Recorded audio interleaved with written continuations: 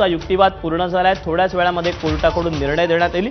सीआयडीकडून वाल्मिक कराडला 15 दिवसांच्या कस्टडीची मागणी करण्यात आली आहे। वाल्मिक कराडचा राजकीय बळी दिल्याचा आरोप कराडच्या वकिलांनी केलेला आहे।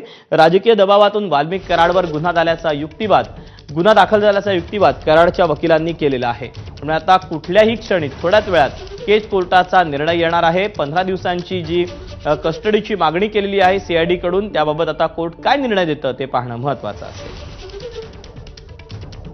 अपडेट जाणून घेऊयात। आफताब शेख आपल्यासोबत आहे। आफताब, अगदी थोडक्यात सांगशील कोर्टात काय घडलंय?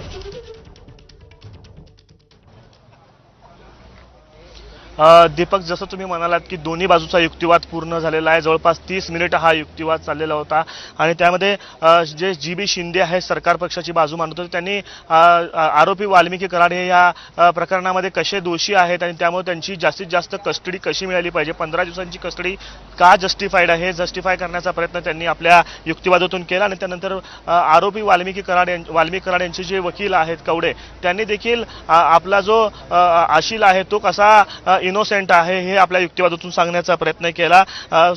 जे सरेंडर जे वाल्मिक कराड झालेले आहेत त्यामुळे त्यांना सरकारी पक्षाला मदत करण्याची त्यांचा पूर्ण हेतू असल्या कारणानं पीसीआर किंवा सीआयडी कस्टडी जी आहे ती 15 दिवसाची देण्यात येऊ नये असा युक्तिवाद त्यांनी केलेला आहे। एकूणच 30 मिनिटाचा हा युक्तिवाद झालेला आहे आणि न्यायालयाच्या ऑर्डरची प्रतीक्षा आता केली जाते। कुठल्याही क्षणी जे आहे न्यायालय ऑर्डर पास करेल आणि किती नेमकी कोठडी दिली जाते हे पाहावं लागेल।